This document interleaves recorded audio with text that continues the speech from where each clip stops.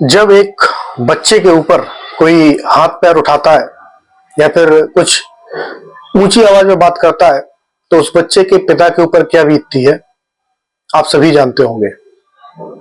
लेकिन सोचिए कि अगर आपका कोई बच्चा है और उसके ऊपर कोई हाथ पैर उठा रहा है या फिर उसको पैरों से दबा रहा है, कुचल रहा है, लेकिन वो व्यक्ति आपको दिखे ही ना, उस कंडीशन में आप क्या करेंगे? क्या आप कुछ कर पाएंगे? यही घटना यहां पर हो रही थी। और पिछले पार्ट में आपने जाना कि राकेश जी के यहां जो भगत जी आए हैं, उन्होंने किसी करिश्मा का नाम लिया है और दीप्ति जी ने ये बताया कि करिश्मा उनके साथ काम करती है ऑफिस में और उसी ने उनके बेटे को पिछले जन्मदिन पर साइकिल गिफ्ट की थी। और भगत जी के कहने पर जब साइकिल की गद्दी हटाई गई तो उसके नीचे से एक पुड़िया निकली जिसमें कि ऐसा सामान था जो कि काला जादू करने के लिए प्रयोग में लाया जाता है। फिलहाल अब चलते हैं कहानी पे आगे और उससे पहले देखते हैं चैनल का इंट्रो और फिर कहानी की शुरुआत करेंगे।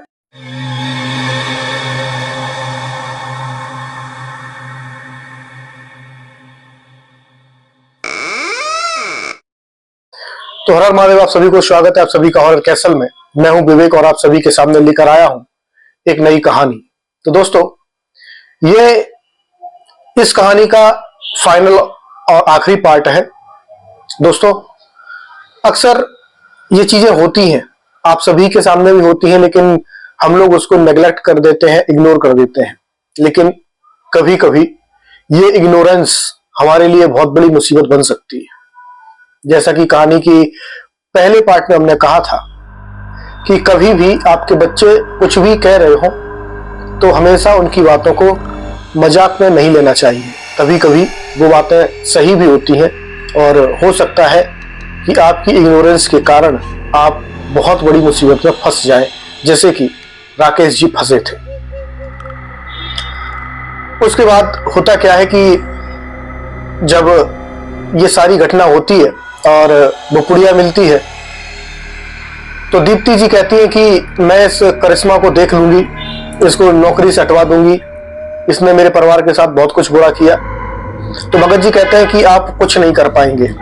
अगर आपने कुछ भी करने की कोशिश की तो हो सकता है कि वो और कोई बड़ा खेल खिला दे, क्योंकि जिसने भी ये क्रिया की है वो बहुत ताकतवर है और उसके पास बहुत सी ऐसी ताकतें हैं जो उसके एक बार कहने पर कुछ भी करने को तैयार हो जाएंगी। इसलिए आप लोग उससे कुछ ना ही कहें तो ज्यादा बढ़िया है। राकेश जी कहते हैं कि पंडित जी कुछ भी करिए, मेरे बच्चों को ठीक कर दीजिए, हमें कोई मतलब नहीं है करिश्मा से या किसी से भी, ना हमें कोई बदला लेना है, बस हमारे बच्चे ठीक हो जाए। पंडित जी कहते हैं कि उसके लिए एक क्रिया करनी पड़ेगी और उस क्रिया में थोड़ा समय लग सकता है, तो क्या आपके बच्चों ने कुछ खाया पिया है कि नहीं? राकेश जी कहते हैं कि पंडित जी अभी अभी बेटे ने लगभग 30-32 रोटियां खाई हैं। भगत जी कहते हैं कि देखिए, मैं उस प्रेत की बात नहीं कर रहा हूं, मैं आपके बेटे की बात कर रहा हूं। वो 30-32 रोटियां जो है वो आपके बेटे ने नहीं खाई है बल्कि प्रेत ने खाई है। मैं ये पूछ रहा हूं कि क्या आपके बेटे बेटी ने कुछ खाना खाया कि नहीं? राकेश जी कहते हैं कि नहीं पंडित जी, ऐसा तो हमें नहीं पता है, क्योंकि हमारे सामने जो खाना खाया गया मैं आपको वो बता रहा हूं, अब किसने खाया मुझे नहीं पता। तो भगत जी कहते हैं कि आप एक काम करिए, आपके बच्चों को जो पसंद है वो खाना बनाइए और लेके आइए, अपने बच्चों को खिलाइए। तो इधर होता क्या है कि राकेश जी के बेटे को और बेटी को दोनों को ही नूडल्स बहुत पसंद थे और आइसक्रीम बहुत पसंद थी। तो दीप्ति जी जो है वो नूडल्स बनाने लगती हैं और राकेश जी आइसक्रीम लेके आते हैं। इधर भगत जी उस प्रेत से कहते हैं कि तू हट जा, बच्चों को खाना खा लेने दे। तो प्रेत कहता है कि मैं नहीं जाऊंगा, मुझे ये घर पसंद आ गया है। घर मतलब उस बच्चे का शरीर, कि मुझे ये घर पसंद आ गया है और मैं यहीं रहूंगा, मैं कहीं जाने वाला नहीं। तो भगत जी कहते हैं कि देख, तू ऐसे नहीं हटेगा तो फिर मैं तुझे ऐसे हटाऊंगा कि तू हमेशा तड़पता रहेगा, कभी तुझे मुक्ति नहीं मिलने वाली, और फिर तू किसी लायक रहेगा भी नहीं। तो वो काफी जिद्दी प्रेत था, भगत जी से बात विवाद करने लगता है। तो भगत जी वहीं उनके पास एक जल होता है, अभिमंत्रित जल, वो उसको छिड़कते हैं और तिलक लगाते हैं बच्चे के ऊपर। तो वो जो प्रेत है वो कहता है भगत जी से कि तू यहाँ पर मुझे अपनी ताकत दिखा रहा है, अगर तू मेरे स्थान पे होता तो मैं तुझे जला के राख कर देता।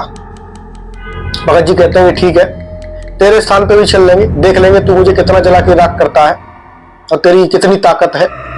तू बाबा से भी ज्यादा ताकतवर हो गया क्या? तू हनुमान जी से भी ज्यादा ताकतवर हो गया? देखते हैं तेरी ताकत कितनी है, फिलहाल तू हट और बच्चों को खाना खाने दे।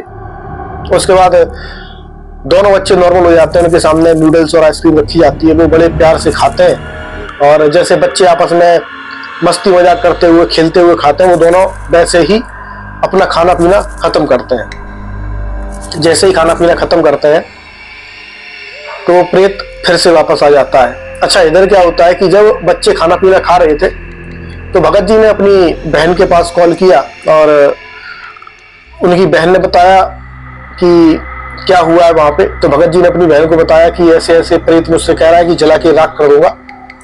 तो उनकी बहन बोली कि बता, तो मैं आती हूँ माता को साथ लेके, देखते हैं कितने ताकतवर हैं ये।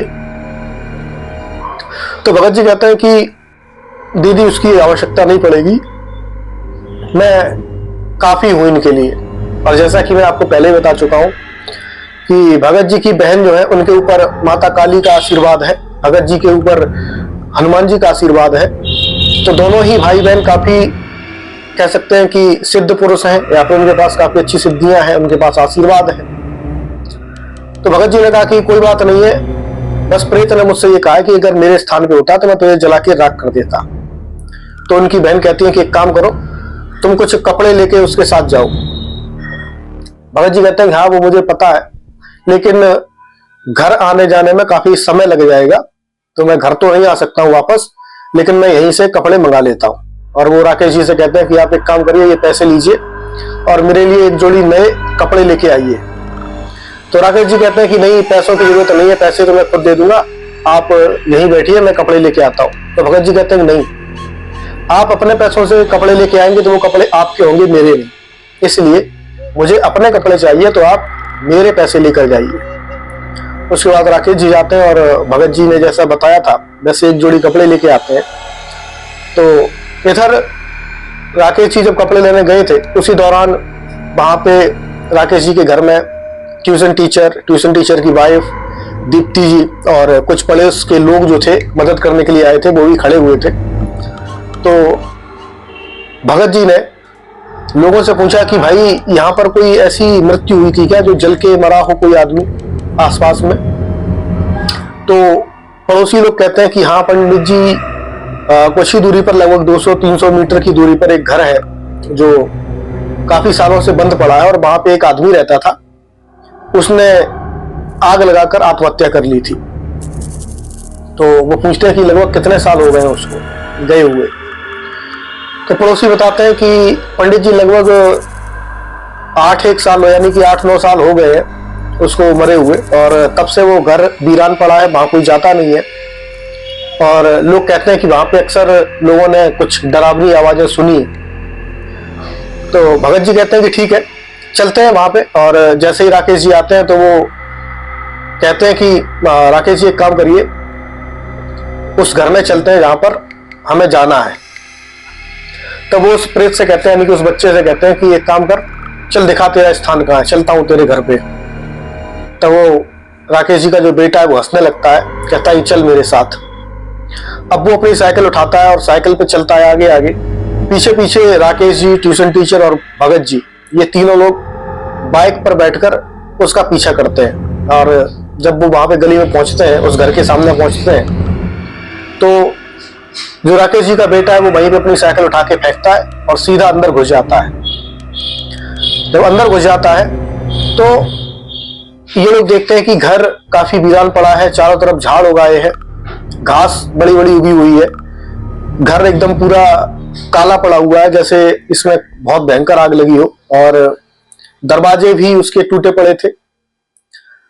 तो जैसे ही राकेश जी का बेटा अंदर जाता है और अंदर से कुछ चिल्लाने की आवाज आती है, तो ये लोग देखते हैं कि अंदर इनका बेटा खड़ा हुआ है और पीछे एक आदमी खड़ा हुआ है बहुत बुरी हालत में, यानी कि ऐसी हालत में कि आदमी पूरा जला हुआ है, जगह जगह से उसकी खाल उधड़ रही है और वो इनके बच्चे के बालों को पकड़े हुए है। और राकेश जी का बेटा जो वो चिल्ला रहा होता है कि पापा मुझे बचा लो, पापा ये अंकल बहुत गंदे हैं, ये मुझे मार देंगे, पापा मुझे बचा लो प्लीज, मुझे बहुत दर्द हो रहा है। तो भगत जी कहते हैं कि राकेश जी से कि आप लोग यहीं रहिए, आपको अंदर आने की जरूरत नहीं है, क्योंकि वो प्रेत है, कहीं पर भी किसी पर भी खेल सकता है। उसके बाद क्या होता है कि राकेश जी कहते हैं नहीं पंडित जी हम साथ चलते हैं, अगर कोई दिक्कत हुई तो हम कम से कम संभाल लेंगे आपकी मदद के लिए। भगत जी कहते हैं नहीं उसकी जरूरत नहीं पड़ेगी, आप लोग यहीं रहिए, नहीं तो आप और ज्यादा काम खराब कर देंगे। उसके बाद भगत जी अंदर जाते हैं और जैसे गेट पे पहुंचते हैं तो वो सबसे पहले अपने जो कपड़े लाए थे एक जोड़ी में, वो कपड़े अंदर फेंक देते हैं। जैसे ही वो कपड़े अंदर फेंकते हैं उन कपड़ों में आग लग जाती है। आग लग जाती है और वो प्रेत पीछे खड़ा होकर हंसने लगता है। हंसता ही नहीं है, साथ में वो उस बच्चे को यानी राकेश जी के बेटे को उठा के बाहर फेंकता है और वो बच्चा गली के सामने वाली जो दीवार है उसमें लग के सीधा गली में गिरता है। आप सोचिए कितनी जोर या कितनी ताकत से फेंका होगा। तो भगत जी अंदर से ही चिल्लाते हैं कि राकेश जी आप तुरंत के तुरंत अपने बेटे को लेकर किसी डॉक्टर के पास जाइए, उसको बहुत तेज चोट आई होगी, उसकी पट्टी करवाइए, मैं जो है इसको सही करके आता हूँ। राकेश जी कहते हैं पंडित जी आपकी मदद के लिए मैं इनको छोड़े आता हूँ यहाँ पे। तो पंडित जी कहते हैं कि नहीं नहीं नहीं उसकी जरूरत नहीं है, आप लोग जाओ, मैं इसको अकेले ही ठीक करूंगा, आप लोगों की जरूरत नहीं पड़ेगी और आप लोग कुछ कर भी नहीं पाएंगे। इसके बाद इधर राकेश जी और ट्यूशन टीचर अपने बेटे को लेकर डॉक्टर के पास आते हैं, पट्टी वगैरह कराते हैं। उन्हें नहीं पता कि भगत जी के साथ क्या हुआ क्या नहीं हुआ। लगभग घंटे के बाद, 1 घंटे 2 घंटे के बाद भगत जी वहां से वापस आते हैं तो उनका एक पूरा हाथ काला पड़ा होता है। दाहिना मतलब बायां हाथ जो है, बायां हाथ लेफ्ट हैंड जो है पूरा काला पड़ा हुआ था। और वो राकेश जी के घर पे आते हैं और कहते हैं कि आपका बेटा फिलहाल ठीक है, लेकिन आपको एक क्रिया करनी होगी कि आपको लगभग 11 मंगलवार आपको हनुमान चालीसा का पाठ करना पड़ेगा और सुंदरकांड का पाठ करना पड़ेगा। हनुमान जी के मंदिर में जाके जो है दीपक जलाना पड़ेगा और 11 मंगलवार आपको उपवास रखना पड़ेगा। तो जो राकेश जी वो कहते हैं ठीक है पंडित जी हम ये सब कर लेंगे, लेकिन आपकी मदद के लिए कुछ करना है क्या, हम डॉक्टर के पास लेके चले आपको, आपका हाथ जो है पूरा काला पड़ा हुआ है, क्या हुआ इसमें। तो भगत जी कहते हैं कि उसकी कोई जरूरत नहीं है, मैं अपने घर जा रहा हूँ और मैं आपसे 21 दिन बाद मिलूंगा, उससे पहले मैं आपको कहीं दिखूंगा नहीं। राकेश जी कहते हैं कि पंडित जी कुछ पैसे वगैरह जो आपको देने हो बता दीजिए। तो भगत जी कहते हैं नहीं नहीं पैसों की कोई जरूरत नहीं है, आप फिलहाल अपने बच्चे पर ध्यान दो और मुझे यहाँ से जाने दो, नहीं तो ये हाथ जो है मुझे काटना पड़ जाएगा। तो भगत जी जो है उतना कहने के बाद अपने घर आते हैं और उनकी बहन पूछती है कि ये क्या किया तुमने। तो भगत जी बताते हैं अपनी बहन को कि वो एक हाथ मांग रहा था और मैंने अपना ये जो लेफ्ट हैंड है बायां हाथ उसको दे दिया है। इधर उसके बाद उनकी बहन जो कुछ क्रियाएं करती हैं ठीक करने के लिए हाथ को, तो उसके बाद जो भगत जी है वो लगभग 3 महीने तक किसी को कहीं मिलते ही नहीं है। 3 महीने बाद जब वो मिलते हैं तो उनका हाथ तब भी हल्का हल्का सा नीला पड़ा हुआ होता है। तो राकेश जी पूछते हैं कि भगत जी क्या हुआ था। तो भगत जी कहते हैं कि मैंने उस प्रेत को अपने बाएं हाथ को स्थान दिया था, जिसकी वजह से उसने ये पूरा हाथ जकड़ लिया था, इसमें खून तक रोक दिया था और ये पूरा काला पड़ गया था। हनुमान जी की कृपा से मेरा हाथ ठीक हुआ और मैं आप सभी के सामने अभी आया हूँ 3 महीने बाद। तो अब तो आपका बेटा बिल्कुल ठीक होगा, लेकिन एक बात याद रखना कि बच्चे की बात को कभी आगे नेग्लेक्ट मत करना, उसको इग्नोर मत करना। तो यहां तक थी ये कहानी। आपको कहानी कैसी लगी कमेंट बॉक्स में जरूर बताइए और चैनल को सब्सक्राइब करिए, कहानी को ज्यादा से ज्यादा लोगों तक शेयर करिए। दूसरा आप भी ध्यान रखिए कि कभी आपके छोटे भाई, आपके भाई भतीजे, बेटे बेटियां, छोटे हैं बच्चे हैं, कुछ भी आपको बताते हैं तो उनकी बातों को कभी इग्नोर मत करिए, क्योंकि आपका छोटा सा इग्नोरेंस आपके लिए बड़ी मुसीबत खड़ी कर सकता है। तो फिर मिलते हैं एक नई कहानी के साथ, तब तक के लिए हर हर महादेव, जय श्री राम।